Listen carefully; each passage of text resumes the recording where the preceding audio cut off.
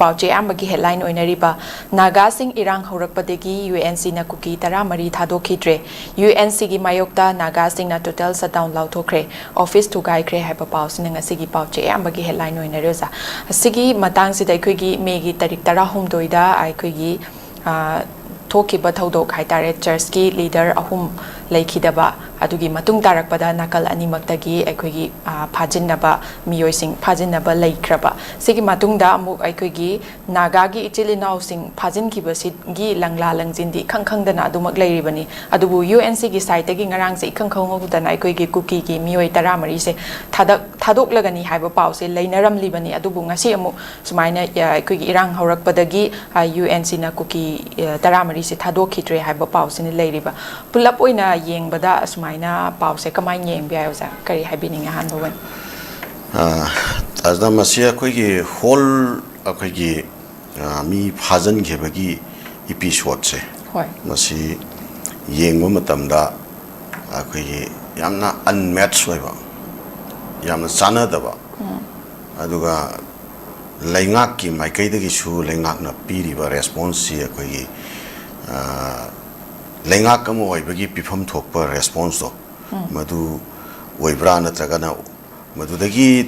ꯇꯣꯉꯥꯟꯕ ꯑꯇꯣꯞꯄ ꯑꯩꯈꯣꯏꯒꯤ ꯋꯥꯈꯜꯂꯣꯟ ꯑꯃꯗ ꯂꯩꯉꯥꯛꯀꯤ ꯔꯦꯁꯄꯣꯟꯁꯁꯤ ꯂꯩꯕ꯭ꯔꯥ ꯍꯥꯏꯕꯁꯤꯒꯤ ꯀꯣꯏꯁꯟꯁꯦ ꯑꯩꯈꯣꯏꯒꯤ ꯁ꯭ꯇꯦꯠꯁꯤꯗ ꯂꯩꯔꯤꯕ ꯑꯩꯈꯣꯏ certain sections of the people ko haitare masidagi si question ji am sangna lerakpani maruina ahanba akhoi gi ambush to ugribase masi ambush si kanana karamba kanglupna toba ambush no haibase masima akhoi husik phawda mysterious waina adum lay public domain da haitare ai akhoi kano singi akhoi gi intelligence agency sing aduga law enforcing agency sing natragana law enforcing agency sing ga naknaba establishment sing haitare se budi kanana tawuno aduga kamaina tawuno haibasigi matang si yamna kano ramani clear ramani na khaliko de taraga su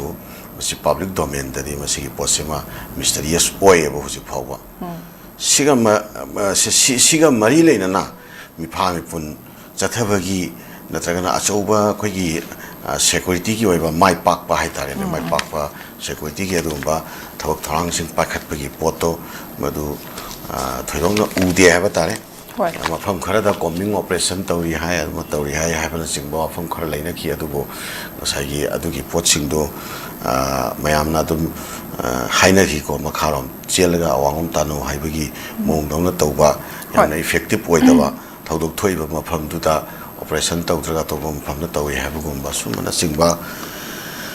wafam je laina rakpani sige makhata rakpada amuk kamain tawi hakanda nagagi mioi taruk phabne bo hostage oina sige nagagi mioi taruk phagri ba sige matungda kuki gi so mu mioi khara phabne bo hostage oina ko nagagi phage bo singdugi manungda nupi ngai do thadoraga nupa taruk amati lehobune bo natra ado kuki gi su moigi phagi basing ni manung me tramri thadoraga amuk lemhobune ba me tramri ma ko swain lehobune ba do si possession nagagi phagi ba mi taruk tuna kadai da leibage kamain tori bage haibasigi mari ma khongam phawba phagi ba mafam su khangaba phagi ba su kanana no haiba khangaba aduga phagi ba mising dugi mari ma khongno na kari no haibasi khangdaba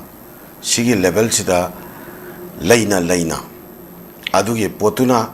government na makhata na makhoi gi mari makhong thige haidna sigi thajaba ma khoi pinaraga kanu kuki gi faraga thami ba miyoi sing do madumadi thadu haidna sigi level da khoi diplomatic ki oi ba haidare ne ko step si government of India gi level dagi maruaina home minister Amit Shah gi level dagi NSN IM gi level da wari thengkhang kya khan da wari sanai hai adugi matungda akoi Nagaland gi chief minister gi khuthang da phawba commitment pinaraga government of India na wari sanarak pagi result oina me taraga mari semasi nation IM gi instruction da oiba tai hena khaliko United Naga Council na thadu ani ha ba famsi thamuk pai pot se lakhe bane ba ko